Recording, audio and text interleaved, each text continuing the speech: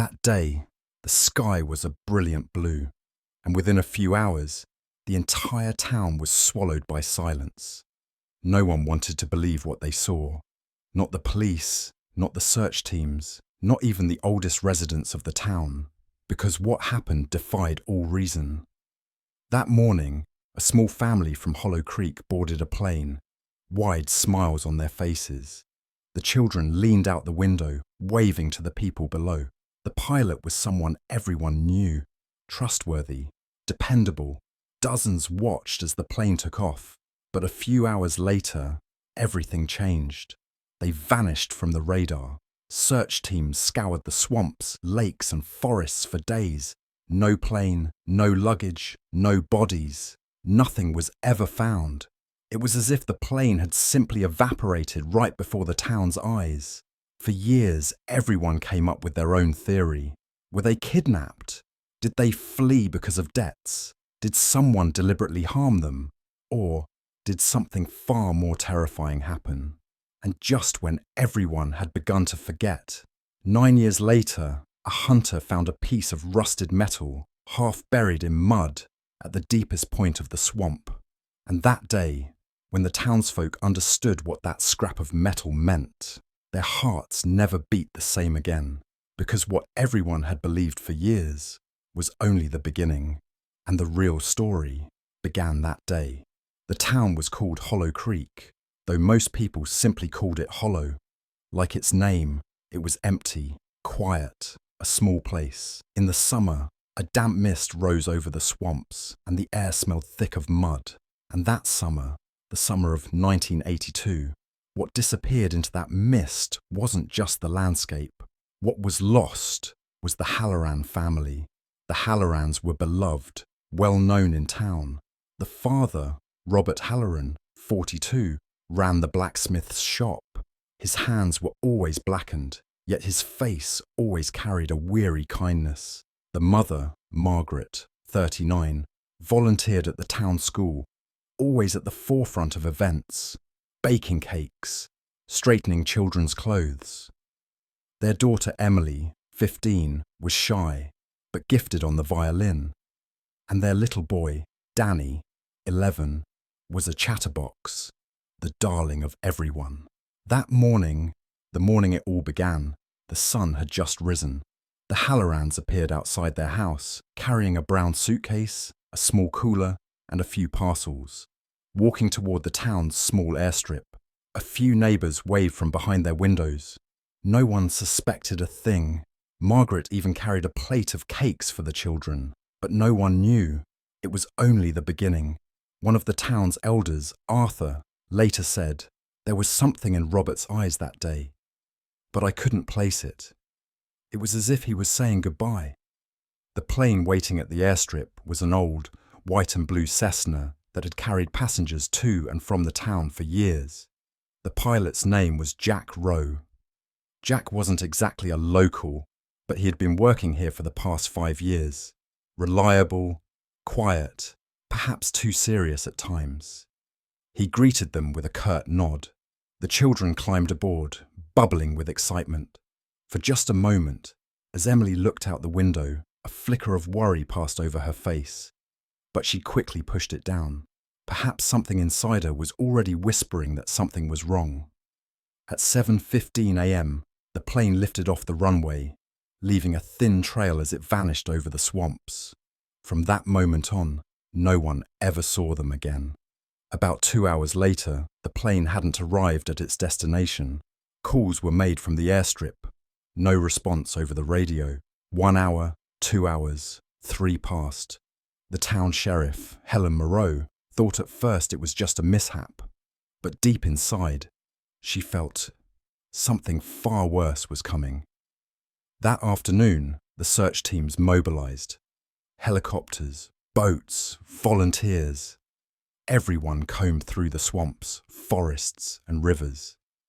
But not a scrap of metal, not a suitcase, not a body, nothing. The Hallorans and Jack Rowe seemed to have melted into thin air. In the first few days, everyone was hopeful. After all, the entire town had come together to find the missing plane. But as the days passed, hope gave way to whispers. Maybe they had debts, ran away. Perhaps Robert was in trouble. Or Jack lured them into something. Sheriff Moreau bit her lip as she read the reports. No matter how much she read, every new piece of information opened another dark door. And deep down, she knew this was only the beginning. In the second week of the search, on a rainy afternoon, Emily's violin was found. It lay half sunken in mud on the swamp's edge, its strings snapped. Next to it, there was also a child's shoe. Danny's. But still, no bodies, no luggage, no plane. That day, the town split in two. Some believed there was no hope left. Others were certain a much larger secret lay beneath it all. Because the Hallorans wouldn't just leave. They were the heart of this town. Margaret's close friend Evelyn told the reporters, "That day, Margaret said something strange to me. Maybe this is the last time we'll see each other," she said. I thought she was joking, but her eyes, they were full of tears. Not long after, a small note was found inside Margaret's bag at the school. It read, "You don't know who he is. If something happens to us, he's responsible." The town erupted. Who was he? Jack, the pilot. An enemy of Robert's. Someone else entirely. There was no answer, and no one knew this was only the beginning. As weeks passed, their house grew quiet, just like its owners. The windows shut, mailbox overflowing, curtains drawn. Emily's violin posters on the wall began to fade. Danny's baseball still sat in the front yard. Neighbours would glance at that darkened house at night, shivering, because it felt as if someone was still inside. One evening, a boy from town was wandering near the swamp when he stumbled on a Polaroid. In the photo, the Halloran family stood in front of the plane. Everyone was smiling. But Robert's smile was strange. There was fear in Emily's eyes. And Jack had his hand on Emily's shoulder, staring at the camera. His eyes were icy. On the back of the photo, only 3 words were written: "You won't find us." From that moment, everyone felt it. This wasn't just a disappearance. This was the opening to an untold story. As Sheriff Moreau closed the case files, she looked one last time at the photo and whispered to herself, "Worse is coming." The rain didn't stop for weeks. The streets of Hollow Creek sank into mud. The swamps expanded. Moss crept up the walls of the houses. The disappearance of the Hallorans had shattered the town's silence. Now it was replaced with a hum, a tension. Townsfolk tried to cling to scraps of hope, yet kept whispering to each other. Because everyone had heard something, everyone had a theory, and they were all terrifying. Sheriff Helen Moreau sat at her desk, staring at the map pinned to her wall. The area where the Hallorans' plane vanished was marked with circles, but the map told her nothing. In the past 2 weeks, 14 volunteer teams had combed the swamp, covering dozens of hectares. Yet all they had found were Emily's broken violin string and Danny's shoe. Worse still, each day brought a new rumour. Someone said Robert had withdrawn a large sum of money. Another claimed Margaret had been seen with a stranger at midnight. But most unsettling were the whispers about Jack Rowe. Some said Jack had a dark past. A few who claimed to have known him years ago insisted Jack might not even be his real name. And each day, a heavier fog settled over Hollow Creek. One morning, an elderly couple, Clyde and Martha, who lived in a farmhouse by the swamp, came to the sheriff and said, "We saw something. That morning, just before takeoff, Jack was arguing with Robert. Robert's face had gone pale. Jack whispered something to him, then put his hand on his shoulder, firmly. Then Robert lowered his head and picked up the suitcase." At first, this detail seemed small, but in Helen's mind, it flared like a match, because she felt this was only the beginning.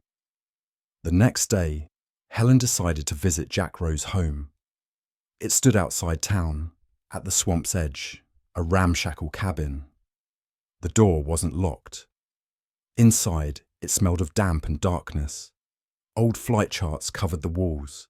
A broken radio sat on the table. A torn pilot's jacket lay in the corner. But what caught her attention was the small cupboard behind the wall. When she opened it, a box fell out. Its contents made Helen's hands tremble. Old photographs, a list of townsfolk's names, and a short note scrawled in red ink. First the debts, then the work. No way back. A moment later, she found a suitcase hidden under the table. Inside were passports, IDs in different names, several $1,000s in cash, and a copy of the plane's final flight plan. And scribbled in pencil at the corner of the plan was a note that made Helen's heart jump. Plan B, Observation Point 3. No one will find us. Observation Point 3. Until then, Helen and the volunteers had only searched 2 locations. No one had ever mentioned a third, but she felt it in her bones. This was only the beginning. That night, the town stood on the brink of a storm. Wind rattled rooftops. Frogs croaked deafeningly from the swamp. As Helen sat at her office, the door creaked open and Robert's sister, Laura Halloran, stepped inside. Her face was ashen, her hands shaking. She pulled a crumpled letter from her pocket. I found this in the house's basement. I had to bring it to you. Helen unfolded the paper. It was Margaret's handwriting. If you're reading this, it means things have gone wrong. We couldn't stop him. Jack didn't tell us the truth. If we're alive, you'll find us at Observation Point 3. Helen's breath caught in her throat. She knew now. This was only the beginning. The next day, the townsfolk volunteers gathered. Helen spread the map on the table and marked Observation Point 3. It was the deepest, most untouched corner of the swamp, a place buried in reeds under the shadow of giant oak trees. Nobody ever went there, but Helen was resolute. I'm going. If anyone wants to join me, be ready. With 5 others, she set out. They pushed through the white mist, knee-deep mud and thorny bushes. With every step, the swamp grew more sinister, the shadows darker. And every few steps, the same thought echoed in Helen's mind.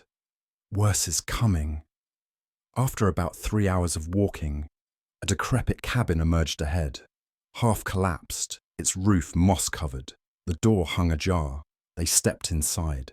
At first glance it seemed empty, but in the corner sat a rotting table with an old radio atop it. As one of the volunteers approached the table, they let out a scream. Under the table, there was a chest chained to the floor, and on it, a rusted plaque bore the name Halloran. Helen had the chains cut and opened the chest. What came out was the stuff of nightmares for the townsfolk. A rotted violin case, a red satchel, Emily's notebook, and a child's t-shirt stained with blood. But still, no bodies. Still, no sign of the Hallorans themselves. And with each new discovery, the fear in town deepened. Helen opened the notebook. On the first page, in Emily's trembling handwriting, it read, Jack lied. Mum and Dad were fighting. He brought us here, but I don't know why. I hear noises, and there's someone else. I don't know who it is, but they're watching us. A cold sweat slid down Helen's neck, because now she could feel it in her bones. This was only the beginning. When they stepped back outside, night had already fallen. The storm was about to break. Helen stood in front of the cabin for a while, staring into the darkness of the swamp. Then, between the reeds, she saw movement, like a shadow, like someone watching them. But when she looked, there was nothing. Yet the feeling inside her screamed. Something worse was coming. That night, the town was abuzz with fresh rumours. Some said the Hallorans were long dead. Some claimed they'd left of their own accord. But one thing old Arthur had said never left Helen's mind. I was the last to see them. But what I saw wasn't them. Their faces were different, like they didn't want to go. but had to. The next morning, a mud-covered envelope left in the town square shocked everyone. Inside was a photograph, the Halloran family, chained together in front of an old cabin, and in the background, a man whose face was hidden. He wore a dark coat and had his hat pulled low. On the back of the photo, just 3 words were written: "It's not over." Holding the photo in her hands, Helen felt her fear turn into rage, because now she knew this was only the beginning, and the swamp wouldn't keep its secrets much longer. On that night, as the wind howled and darkness sank into every corner, deep in the swamps of Hollow Creek, there was no turning back. Everyone now knew something had been wrong for a very long time, but no one could have imagined the truth was this horrifying. The whispers of the townsfolk grew louder with each passing minute, until they sounded almost like screams. Sheriff Dana Holt held her flashlight unsteadily ahead of her as she walked. The sound of her heavy boots in the mud cut through the night like a knife. Behind her, her deputies, volunteers from town, and detectives from Miami followed in a tense line. Ahead of them, guiding them through the darkness, was nothing but an old, fragile map. And wherever that map ended, only God knew. The deeper they ventured into the swamp, the same question weighed on every mind. What will we find here? Or worse, who's still here? Just then, a young volunteer at the front suddenly stumbled and fell, crying out. He reached into the mud, and when he pulled his hand out, he was clutching a rusted chain with a broken bracelet attached. The letters on it were barely legible. S.R. Dana took the bracelet from his hand, stared at it for a long time, and whispered, "Sarah Reed. She was here." A few people gasped, because Sarah was the youngest daughter of the Reed family, and after the plane vanished, no trace of her had ever been found. This discovery hinted at a much larger truth, but none of them yet knew. This was only the beginning. As they studied the bracelet, someone shouted from behind, "Sheriff, over here, there's something!" The whole team rushed toward the voice. A little further into the swamp, wedged in the hollow of a rotting tree whose roots sank into the water, was a rusted box. Its lid was buried in the mud, but a few photographs peeked out from the corner. Dana wiped away the mud with her hands, and her face went pale. The photographs showed the Reed family standing with familiar townsfolk, but one photo was stranger than the rest. In it, the former sheriff, Thomas Crane, shook hands with the pilot, Matthew Chase, while in the background, a child stood crying. The child's face was blurred, but its gaze cut through the picture. Dana shivered and murmured to herself, this wasn't just an accident. Everyone knew. But the worst had yet to be revealed, because just 10 meters ahead, among the fallen trees, something else glimmered, a partially buried safe. 2 men began digging with shovels. With each strike of the shovel, the air around them seemed heavier, as though the swamp itself was warning them, "Stop." When the safe was finally opened, what spilled out tore the silence apart. Inside were several bundles of bones wrapped in black garbage bags, and a few broken toys. Everyone recoiled. One of the bags split open, revealing a small teddy bear, still bearing a name tag, Ben Reed. Dana looked around at everyone's faces. In their eyes was both fury and a nameless fear. "Whoever buried this," she said quietly, "might still be among us." Just then, a lightning bolt split the sky, and from the far end of the swamp came a metallic sound. You could swear someone was walking silently through the mud. When everyone turned toward the sound, there was only darkness, but one of them muttered under their breath, "Someone's watching us." Those words cut into every heart like a cold knife, because they were true. And worse, the town's darkest secret was about to unfold right before their eyes. That night, several volunteers refused to stay in the town. They ran screaming, fleeing the swamp. But those who remained, venturing deeper still, began to understand that the disappearance of the Reed family was only the beginning. At every corner lay a new clue, a new fragment, a new nightmare.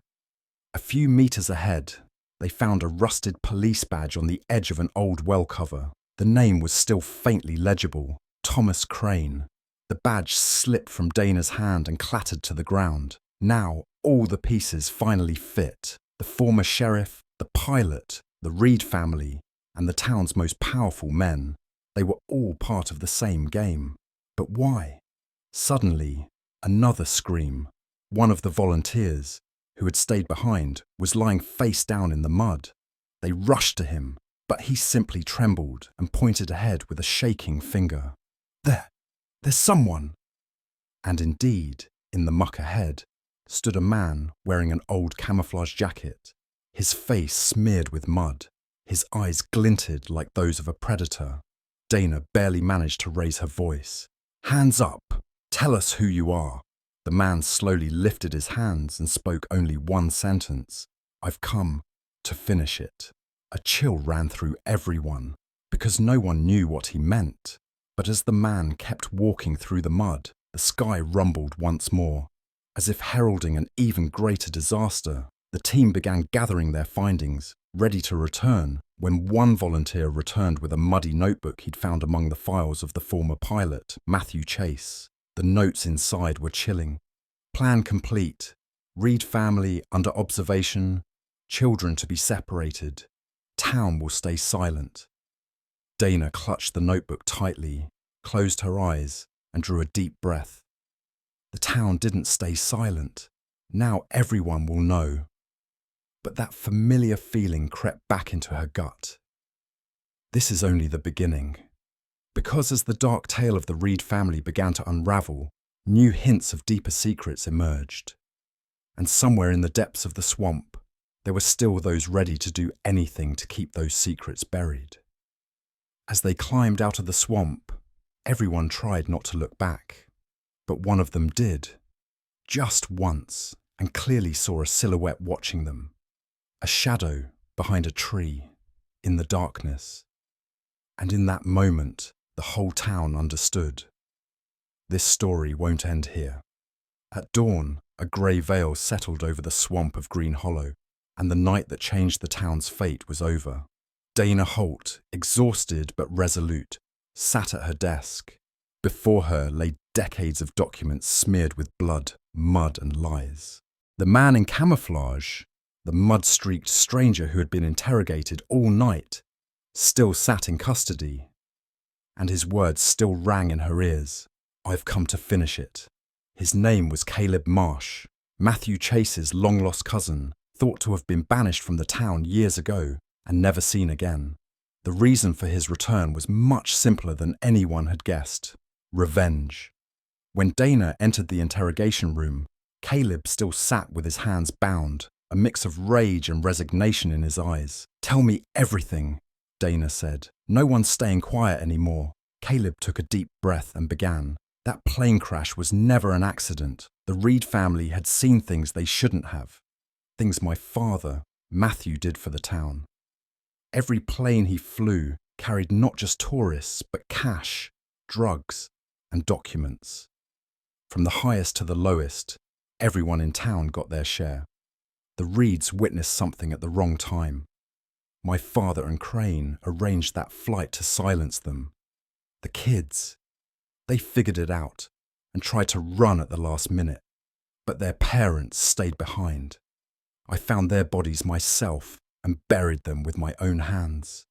Because I thought it was all over, but I never found the kids.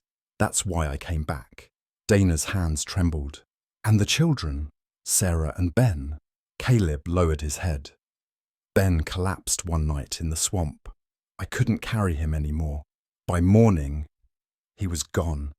I buried him too. But Sarah ran. I could never catch her. I've chased her trail for years, but she was always one step ahead. Maybe she's alive, maybe not. But know this, everyone who destroyed the Reed family is either dead or about to be. Dana froze. Caleb's voice grew clearer. Go outside. Look at the swamp. I've finished my work. Dana rushed out. Smoke rose over the swamp. The tents they'd pitched overnight were ablaze. Screams rang out. A volunteer came running. Sheriff! The safe! Someone stole it! The documents are gone! When Dana turned back, Caleb's cell was empty. His cuffs lay gleaming on the table.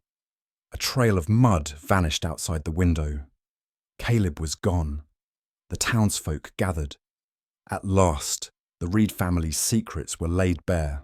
The town officials, Crane, Chase, the so-called respectable people, they were all part of the same terrible game. Everyone now knew that Green Hollow's past was buried in money, blood, and betrayal. But Sarah's fate remained a mystery. That evening, Dana gathered the remaining files and sat at her desk. Most of the evidence had been destroyed, some deliberately hidden. Then she noticed a final note left by Caleb. It bore just one line. The swamp doesn't speak, but it remembers. At that moment, she saw an envelope caked in dried mud sitting at the edge of her desk. On it was written only one word: Sarah. Dana opened it with trembling hands. Inside was an old photograph, and on the back, in delicate, graceful handwriting, I'm here, but I won't return to your world. I'm free now. The photo showed Sarah, standing in a seaside town, her hair whipped by the wind, her eyes shining with both pain and determination. In the background, the ocean. In the corner of the photo, faintly, a date, 4 days ago. Dana smiled faintly, whispering to herself, You're alive, and you've finished this story. That night, a ceremony was held in the square of Green Hollow. A great fire was lit in memory of the Reed family. The townsfolk, unable to look one another in the eye for years, now nodded solemnly to Dana. At least now something had been said. Dana slipped the envelope into her pocket and walked toward the swamp. She stood silently in the mud for a while. By morning, the volunteers who had followed Caleb's trail returned. They had found nothing. Caleb had vanished into the swamp, and perhaps he would never be found. Finally, Dana addressed the gathered crowd. The Reed family's secret is no longer our shame. It's our lesson. Sarah is alive, and she's forged her own path. But the swamp still keeps its secrets, and maybe it should. As she spoke her last words, a slender figure emerged from the darkness of the swamp. No one could see her face clearly, but everyone knew who it was. Then the figure slipped back into the swamp and disappeared. The next day, a new sign was erected at the edge of town. Reed Swamp, Grave of Secrets. And beneath it, in small letters, it doesn't speak, but it remembers. Dana looked at it one last time and thought to herself, maybe some secrets are meant to stay in the swamp forever. And so, the secret of Green Hollow was uncovered, but not fully. Part of it stayed in the memories of the living, part in the whispers of the dead. The town carried on, but everyone knew. Every rustle from the swamp at night was the past, still whispering, and Sarah Reed's eyes were still watching them from somewhere.